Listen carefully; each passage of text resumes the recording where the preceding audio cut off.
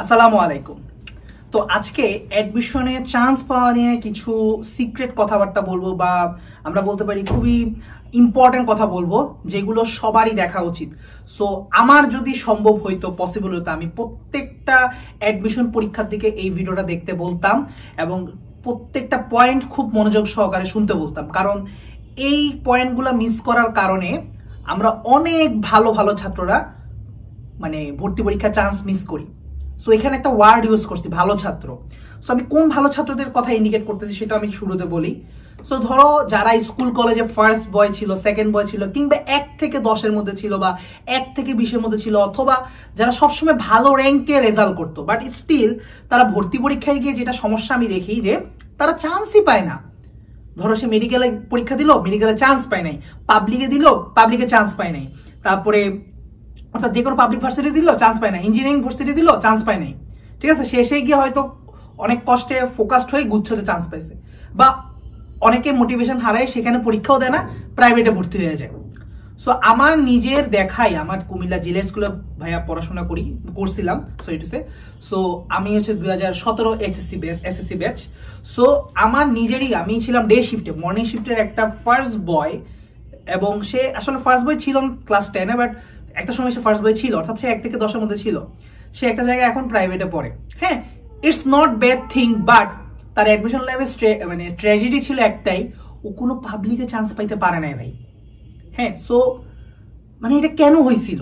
এরকম অসংখ্য অগণিত স্টুডেন্ট আছে যাদের দুইটা মেজর সমস্যা আছে, আমাদের সবার মধ্যে দুইটা মেজর সমস্যা আছে। এই দুইটা মেজর সমস্যা নিয়ে কথা বলবো। সো যারা ভিডিওটা শুরু করছো ভাই, এতক্ষণ পর্যন্ত আমার সাথে আসো, আমি তাদের সবাইকে অনুরোধ করব, তোমরা যেরকম ধরো এই চ্যানেলের আনাস ভাই যেরকম ভিডিও দিলে শুরু থেকে শেষ পর্যন্ত তোমরা ভিডিওটা দেখো, বা সবাই ভিডিওটা দেখো, জাম্প করো। সো আমি তোমাদের কাছে রিকোয়েস্ট করবো এই ভিডিওটা সবাই যাতে দেখো শেষ পর্যন্ত, কারণ এই ভিডিওটা থেকে আমি অনেক বড় একটা লেসন তোমাদের দিতে চাচ্ছি। আমি আমার লাইফে অ্যাডমিশন স্টুডেন্টদের জন্য আমার লাইফে যত বড় লেসন দেওয়া সম্ভব হয় আমি এই ভিডিওটার মাধ্যমে দেওয়ার চেষ্টা করব। সো শুরু করি। পয়েন্ট নাম্বার 1 হচ্ছে, অনেক ভালো ভালো ছাত্রের মধ্যে, আবারও বলতেছি, ভালো ভালো ছাত্রের একটা টেন্ডেন্সি হচ্ছে ভাই নন স্কিপেবল মেন্টালিটি। কি বলতেছি? নন স্কিপেবল মেন্টালিটি। আমি যখন প্রশ্ন পেলাম প্রত্যেকটা ভালো ছাত্রের উদ্দেশ্য থাকে আমি সব পারবো, আমার preparation 100% up to the mark, আমি কোনো কিছু পারি না এমন কিছু নাই, আমি 1 নাম্বার থেকে প্রশ্ন শুরু করব, 100 পর্যন্ত সিরিয়ালি যাব, সব প্রশ্ন পারবো, সব প্রশ্ন অ্যান্সার করে আসবো। সো এটা থাকে টার্গেট। মেডিকেল ভর্তি পরীক্ষা যদি 1 থেকে 100টা প্রশ্ন থাকে, সেই সবটাই সিরিয়ালি অ্যান্সার করার ট্রাই করবে। ইঞ্জিনিয়ারিং ভর্তি পরীক্ষা, ভার্সিটি ভর্তি পরীক্ষা, এমসিকিউ হোক, রিটেন হোক, সেইটাই চেষ্টা করে আমি সিরিয়ালি সব আগে যাবো, আমি কোনো কিছু পারি না এমন হবে না। সে প্রত্যেকটা কোশ্চেন সিরিয়ালি অ্যাটেম্প করার ট্রাই করে, নন স্কিপেবল মেন্টালিটি। এর কারণে দেখা যায় কি জানো, অনেক টাইম কিল হয় অনেক সময়। ধরো তোমার অ্যাডমিশনে, আমার এখনো মনে পড়ে বুয়েট ভর্তি পরীক্ষায়, আমি বুয়েটেও ভর্তি পরীক্ষা দিয়েছিলাম। সো সবকিছু কথা বলে, আমি তো এখন মেডিকেলে পড়ি, স্যার সলিমুল্লাহ মেডিকেল কলেজে, কিভাবে চান্স পেলাম প্রত্যেকটা গল্প এখানে আসলে চলে আসবে। সো এটা একটা অনেকটা বলা যায় অ্যাডমিশন গাইডলাইন, বড় হইতে পারে ভিডিও, বাট এই ভিডিওটা শিক্ষা অনেক থাকবে। সো প্লিজ সবাই দেখবা, আমি এটাই অনুরোধ থাকবে, এটা পড়ার টাইম ওয়েস্ট করবে না। সো যেটা বলতেছিলাম যে বুয়েট ভর্তি পরীক্ষা আমার প্রথম প্রশ্ন ছিল কেতাবউদ্দিন স্যারের একটা কঠিন ম্যাথ, যেটা আমি নিজে বুঝছি যে এই ম্যাথ মিলানো আমার কঠিন, আমি স্কিপ করে চলে গেছি। এরকম আমার চুয়েটও আমি দেখছি যে প্রথম 3 নাম্বার কোশ্চেন না 4 নাম্বার কোশ্চেন ছিল এরকম কঠিন। মেডিকেল ভর্তি পরীক্ষা এক্স্যাক্টলি সেম কাজটাই করছি। আমি 7 জায়গায় ভর্তি পরীক্ষা দিয়েছিলাম, না 8 জায়গায় ভর্তি পরীক্ষা দিয়েছিলাম, তার মধ্যে 7 জায়গায় চান্স পাইছিলাম, 1 জায়গায় চান্স পাই নাই, সেটা হচ্ছে বুয়েট ভর্তি পরীক্ষা। এখন বুয়েটে কেন চান্স পাই না সেটার পিছনে অনেক গল্প আছে, সেটা নিয়ে আমরা হয়তো পরে বলবো। এখন আমার আলটিমেটলি প্রিপারেশন কোনটা মেইন ছিল সেটাও আমরা একটু পরে জানবো। সো এই ভিডিওটার মাধ্যমে আসলে অনেক কিছু রিভিল করবো আসলে, সত্যি কথা। সো আসো, প্রথমত হচ্ছে যে যারা ভর্তি পরীক্ষা মারাটা খায়, সবাই হচ্ছে যে এই সহজ প্রশ্ন শুরুতে শুরু করে না। তুমি যদি নিজে চিন্তা করো তো, আমার পরীক্ষার শুরুতে আমাদের মেন্টালিটি কিরকম থাকে, যে ধরো অত ফাস্ট থাকে না, ব্রেন ভালো কাজ করে না ওই টাইমে। একটা ইঞ্জিন যখন স্টার্ট করো তখন আস্তে আস্তে স্টার্ট করে, জিনিসটা ওয়ার্ম আপ হয়, দেন ইঞ্জিনটা ভালো কাজ করবে। ইভেন আমরা যখন জিমে ট্রেনিং করতে যাই বা ব্যায়াম করতে যাই, তখন কি বলে ট্রেনার, বলে আগে ওয়ার্ম আপ এক্সারসাইজ করে নাও। কেন কি, আমি শুরুতে যদি একদম হেভি লিফটিং শুরু করি, আমার মাসেল টেন্ডন ছিলে আমার বড় ধরনের একটা ইনজুরি হয়ে যেতে পারে। ঠিক তেমনি তুমি হয়তো তোমার প্রথম কোশ্চেনটাই কঠিন প্রশ্ন, হয়তো সেকেন্ড থার্ড প্রশ্নটাই কঠিন প্রশ্ন, তুমি সিরিয়ালে আগে দিয়ে গেলে সেটা নিয়ে চিন্তা করলে তোমার এক অঙ্কের উত্তর ভুল হতে পারে। ওই ভুলটা নিয়ে তুমি অনেক টাইম ওয়েস্ট করবা যে কেন ভুল হইলো। সো সেটা দেখতে গিয়ে অনেক টাইম ওয়েস্ট হয়ে যাবে। সেগুলোর এফেক্ট দিয়ে পড়বে পরের অঙ্কগুলোর উপর বা পরের প্রশ্নগুলোর উপর। আমি যদি মেডিকেল ভর্তি পরীক্ষার কথাও বলি, সো এটা প্রত্যেকটা ওভারঅল ভর্তি পরীক্ষার সিনারিও। সো বারবার একটা কথাই বলবো, তুমি যত ভালো স্টুডেন্ট হো না কেন, পরীক্ষার হলে একটা মেন্টালিটি নিয়ে ঢুকবা। প্রশ্ন আমার সব কমন নাও আসতে পারে, এমন প্রশ্ন আসতেই পারে যে প্রশ্ন আমার সলভ করা পরীক্ষার হলে কঠিন হবে। এমনও হইতে পারে একটা বাইরে আসে আমি 1 মিনিটে সলভ করে দেবো, পরীক্ষার হলে আমার মাথা কাজ করতেছে না। সো ইটস ওকে, ব্রেনকে এটা বুঝাই ঢুকবা। ইটস ওকে ভাইয়া, ইটস কমপ্লিটলি ওকে। বাট হাল ছাড়া যাবে না, আমাকে সহজ প্রশ্ন সবার আগে অ্যান্সার করে চলে আসতে হবে। তার মানে আমি 1 নাম্বার পর যদি 2-3 নাম্বার অ্যান্সার নাও পারি, জাস্ট দেখে মনে হলো পারি না, বা তাড়াতাড়ি কোনো টাইম ওয়েস্ট না করে আমাকে 4 নাম্বার প্রশ্নে যেতে হবে, জাম্প করতে হবে। এভাবে করে সর্বোচ্চ সংখ্যক অ্যান্সার আমাকে সর্বনিম্ন টাইমের মধ্যে প্রথমে করে ফেলতে হবে। কি বললাম? সর্বোচ্চ সংখ্যক অ্যান্সার সর্বনিম্ন টাইমে করে ফেলতে হবে। এই যে টাইমগুলো বাঁচাই ফেললাম, আমি সর্বোচ্চ সংখ্যক অ্যান্সার সর্বনিম্ন টাইমে করে ফেললাম সহজ প্রশ্ন অ্যান্সার করে, এই বাঁচানো টাইম তখন কঠিন প্রশ্নের অ্যান্সারগুলো আমার চিন্তা করতে সেই সময়টা আমি ব্যবহার করতে পারবো। ঠিক আছে? সো আলটিমেটলি তুমি যদি ধরো 60% মেডিকেল ভর্তি পরীক্ষার সিনারিও যদি বলি, 60% সহজ প্রশ্ন তুমি আগে অ্যান্সার করে ফেলছো। এখন ধরো 40% তোমার ঝামেলা আছে, তার মধ্যে 20% তুমি পারো, বাট একটু টাইম করলে পারবা। 80% অ্যান্সার হয়ে গেল, বাকি রয়ে গেল 20। সেগুলোর মধ্যে হয়তো আসলে অনেকগুলো জানো না একেবারে, আবার অনেকগুলো অপশন এলিমেন্ট করে জানো, তখন কিছু অ্যান্সার করলা। তাহলে এখানে কি হচ্ছে ঘটনাটা তোমাকে আমি আবারও বলি যে শুরুতে একটা মেন্টালিটি নিতে হবে, অর্থাৎ আগে চান্স পরে পজিশন আগানো। সেটা সব জায়গায়, সেটা তুমি ইঞ্জিনিয়ারিং ভর্তি পরীক্ষা দাও, মেডিকেল ভর্তি পরীক্ষা দাও, ভার্সিটি ভর্তি পরীক্ষা দাও, যে কোনো ভর্তি পরীক্ষায় নাম্বার 1 মেন্টালিটি যেটা ভর্তি পরীক্ষায় ঢুকতে হবে, এক যে আগে চান্স নিশ্চিত করতে হবে। চান্সের জন্য ন্যূনতম নাম্বার আমাকে অর্জন করতে হবে। আমি যদি ডিএমসিতে ফার্স্ট হওয়ারও যোগ্যতা থাকে, আমাকে এই টার্গেট নিয়ে যেতে হবে যে আমি আগে চান্স নিশ্চিত করতে হবে। সহজ প্রশ্ন অ্যান্সার করে সর্বোচ্চ সংখ্যক অ্যান্সার সর্বনিম্ন টাইমে অ্যান্সার করতে হবে। দেন আমি আস্তে আস্তে পজিশন আগাবো। যে সময় সেভ করে ফেললাম, এই টাইমে হচ্ছে আমাকে কাজটা করতে হবে। সো আমার এটা প্রথম অংশ শেষ ভিডিওর এখন দ্বিতীয় অংশ ভাইয়া, আরো ভাইটাল পার্ট। সেটা হচ্ছে অনেক ভর্তি পরীক্ষার্থী শেষ মোমেন্টে এসে হচ্ছে মানে খই হারায় ফেলে বা তাল হারায় ফেলে। অর্থাৎ ভর্তি পরীক্ষার শুরুর দিকে সেই যে ফ্লোতে আগাইছিল, কোচিং এর সাথে সেই সমান স্পিডে আগাই গেছে হয়তো, হ্যাঁ ভালো স্টুডেন্ট যেহেতু, সে তো একাডেমিক ভালো ছিল, সো সুন্দর মধ্যে সে আগায় গেছে, কোচিং এর পরীক্ষাগুলো বেশ ভালো করতেছিল। কিন্তু শেষ দিকে এসে কোচিং ঢিলা দিছে। ধরো কোচিং এর এখন তো আর ডেইলি এক্সাম হয় না, এখন হয় উইকলি এক্সাম বা হচ্ছে পেপার ফাইনাল, সাবজেক্ট ফাইনাল। না গেলেও তোমাকে ধরার সুযোগ নাই, কারণ এখন ডেইলি তোমার হচ্ছে ধরো কোচিং এ ক্লাস হচ্ছে না, জাস্ট পরীক্ষার জন্য যাচ্ছ তুমি। সো তুমি গেলে না গেলে নাই, ব্যাপারটা অনেকটা এরকম। সো এই মোমেন্টগুলোতে তুমি ঢিলামি দিলা। তারপরে রিভিশন ফেজ বলা যায়, লাস্টের মোমেন্টটাকে রিভিশন ফেজ বলা যায়। এই ফেজটাতে যারা ঢিলামি দেয় তাদের আলটিমেটলি প্রিপারেশনটা কি হয় জানো? অর্থাৎ তুমি একটা রান্না শুরু করলে অনেক ভালো করে, কিন্তু শেষ মোমেন্টে গিয়ে কি করলা, রান্নাটা ঠিকভাবে কুকি করলা না, অর্থাৎ ওই টেম্পারেচার পর্যন্ত কুকি করলা না, এতক্ষণ ধরে সময় ধরে কুকি করলা না জিনিসটা। তাহলে সব মশলাপাতি সবকিছু দিলা, কিন্তু আলটিমেটলি এটা কি আর রান্না হইলো? সুস্বাদু কোনো খাবার হবে না।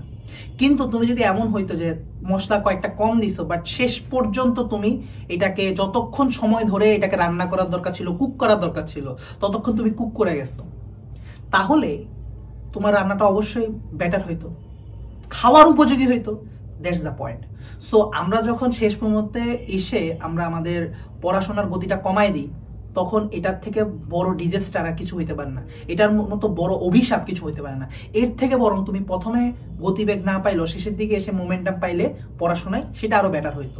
সো এটা কেন হয়? এটা কারণ হচ্ছে এক পড়া বারবার রিভাইজ দিতে আর ইচ্ছা করে না। 1 বার 2 বার 3 বার 4 বার 5 বার হয়তো হয়েও গেছে 5 বার রিভাইজ, এরপর আর ভালো লাগতেছে না। পরীক্ষার আছে আর 10 দিন, আর ভালো লাগতেছে না। এখন যে মনে হচ্ছে না বন্ধু বান্ধবের সাথে আড্ডা দিই, একটু চিল করি, মাথাটা একটু রিল্যাক্স করি। এই যে এটার মতো ভুল হইতে পারে না ভাই। তুমি একদিনে তো রিল্যাক্স করো, 2 দিনে তো রিল্যাক্স করো, বাট নেভার এর থেকে বেশি। বাট এটাও করা উচিত না। আমি একটা কথা বলি, রিল্যাক্সের একটা থিওরি আছে ভাই।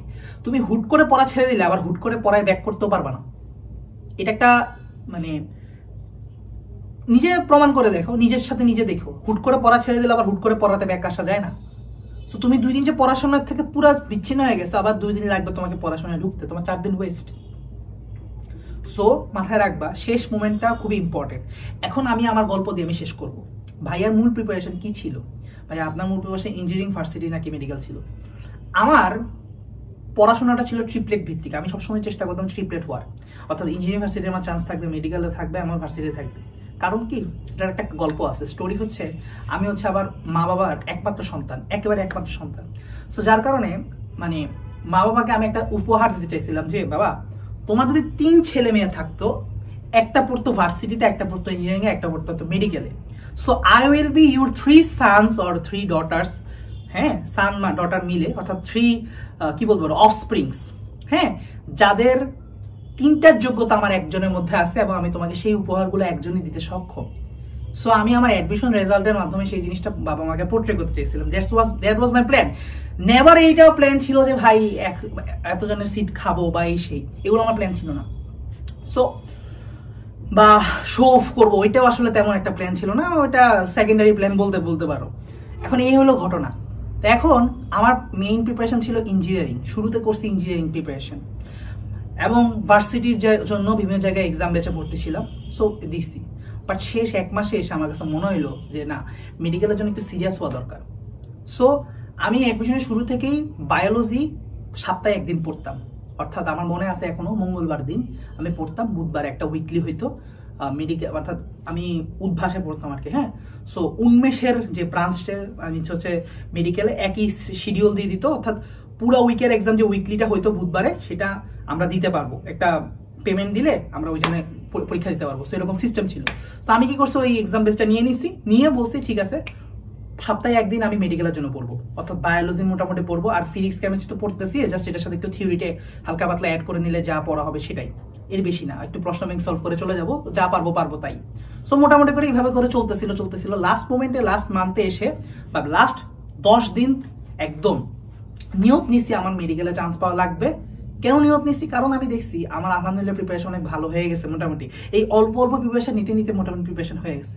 বাট এই প্রিপারেশনটাকে যদি শক্ত, ওই যে রান্নার শেষ মোমেন্টের মতো যদি ভালো মতে আমি না টানাই, ভালো মতো যদি কুক না করি, তাহলে আলটিমেটলি আমার রান্না ভালো হবে না। শেষ মোমেন্টটা ইম্পর্টেন্ট। এবং একটা ম্যারাথনের কথা চিন্তা করো, একটা ম্যারাথনে মানে 2 জন দৌড়ে যাচ্ছে, এখন শেষ মোমেন্টে যে দৌড়টা জোরে দিবে সেই কিন্তু জিতে যাবে। সবাই হয়তো একটা গড় স্পিডে পুরা ম্যারাথনে দৌড়াইছে, লম্বা ম্যারাথনে দৌড়াইছে, বাট শেষে যে স্পিডটা দিবে সেই কিন্তু জিতে যাবে। সো আলটিমেটলি আমার পড়াটাকে লাস্ট মোমেন্টে আবার রিভাইজ করে এটাকে শক্ত করতে হবে, তাইলে আমি মেডিকেল ভর্তি পরীক্ষা হলে গিয়ে ভালো করে আসতে পারবো। সো এক্স্যাক্টলি আমার লাস্ট 10 দিন আমি যতবার বই রিভাইজ দিচ্ছি, আমি 2 মাসও ততবার মনে হয় মেডিকেলের জন্য অতবার বই রিভাইজ দিয়ে নেই। So that was the outcome only my 10 days, মানে ইভেন 10 daysও না, 5 to 6 days was the most extreme days, যেখানে আমি পড়তে পাগল হয়ে গেছে এমন অবস্থা। বাট 10 দিন থেকে মানে মোটামুটি পড়া শুরু করছি একদম নিয়ত নিয়ে যে মেডিকেলে চান্স পাওয়া লাগবে। And sir Salimullah medical college, the second best medical college in Bangladesh, that was my result, আলহামদুলিল্লাহ। সো ডিএমসি হইতে পারে নাই, কারণ আমি 3 মাস ধরে ডিএমসি প্রিপারেশন নেই। স্যার সলিমুল্লাহ মেডিকেল কলেজে যে আমি পাইছি চান্স, এটাই আমার জন্য অনেক বেশি ছিল। আমার পয়েন্ট ছিল 277.25। সো এটাই আমার জন্য অনেক বড় একটা কিছু। সো আমার বাবা যে পরিমাণ খুশি হয়েছিল, এখন আমার মনে পড়ে যে মানে চিল্লায় ফাটায় ফেলছিল, মানে লাইক আমার ছেলে মেডিকেলে চান্স পাইছে, সলিমুল্লাহ মেডিকেলে চান্স পাইছে। সো হি ওয়াজ এভাব হ্যাপি, মানে হ্যাপিনেসের কোন লেভেলে গেলে মানুষ চিল্লায়, আমি কখনো I never heard my father shout at that level with such excitement. Maybe he মানে চাকরি পাওয়ার পরও মনে হয় এত জোরে চিল্লায় উল্লাস করে নাই হয়তো, তার ছেলে মেডিকেলে চান্স পাওয়ার পর যে করছে। সো আমি চাই তোমার বাবা মাও যাতে তুমি কোথাও তোমার স্বপ্নের ড্রিম ইউনিভার্সিটি হোক, মেডিকেল হোক, ইঞ্জিনিয়ারিং ভার্সিটি হোক, সেখানে চান্স পেয়ে তোমার বাবা মাকে সেই পরিমাণ খুশিতে দিতে পারো। এবং 2টা মিস্টেক যাতে তোমরা না করো। নাম্বার 1 মিস্টেক, যে কখনো সব জানতা অ্যাটিটিউড নিয়ে পরীক্ষার হলে ঢুকবা না। তুমি হয়তো অনেক ভালো জানতে পারো, অনেক ভালো পারতে পারো, হয়তো অনেক প্র্যাকটিস করে গেছো, বাট পরীক্ষার হল তোমার ডিস পেপারে যেতেই পারে, কোন একটা কোশ্চেন কঠিন লাগতে পারে, বাট তোমার মাথায় থাকতে হবে এটা এক, আগে চান্স তারপরে পজিশন আগাবো। সো আগে সহজ প্রশ্ন অ্যান্সার করে করে আমাকে এগিয়ে যেতে হবে। সর্বোচ্চ সংখ্যক প্রশ্ন, সর্বোচ্চ সংখ্যক নাম্বার, সর্বনিম্ন টাইমে অ্যান্সার করে যেতে হবে, নাম্বার 1। 2, প্রিপারেশন ফেজের ক্ষেত্রে আমি কখনোই শেষ টাইমটাতে ঢিলামি দিব না। শেষ টাইমটাতে যত সম্ভব পড়া সম্ভব। অনেকে বলে না শেষ টাইমে রিল্যাক্স করো, সব তো পড়ে ফেলছো। ভাই ভুয়া কথা, বোগাস কথা। তুমি শেষ টাইমে যদি রিল্যাক্সড হয়ে যাও, পড়াশোনা রিভিশন কমায় দাও, ইউ আর বাউন্ড টু মানে ফরগেট থিংস। তুমি অনেক পারা ম্যাথ তুমি শেষ মুহূর্তে প্র্যাকটিস করো না, পারবা না। তুমি অনেক ভালো করে মেডিকেলের জন্য মুখস্থ করে এসো বই, একটা সংখ্যাগত তথ্য অনেক ভালো জানতা, তুমি রিভিশন কম দিছো, ভুলে গেছো পরীক্ষার হলে। এগুলোই হবে। সো দুইটা শিক্ষা, এক আগে চান্স পরে পজিশন আগানো, 2 আমার প্রিপারেশন ফেজের ক্ষেত্রে লাস্ট মোমেন্টটা ইম্পর্টেন্ট। লাস্ট ফেজে যত বেশি সম্ভব পড়া, আগে আমি 14 ঘন্টা পড়লে এখন 18 ঘন্টা পড়বো, এইরকম করে আমার রিভিশন ফেজটা আরো স্ট্রং করতে হবে, পড়াটা আরো স্ট্রং করতে হবে। So that was my message to all the admission candidates and this was the video যেটা আমি সব অ্যাডমিশন ক্যান্ডিডেটদের আসলে দেখাইতে চাই একবার হইলো। ঠিক আছে, আসসালামু আলাইকুম।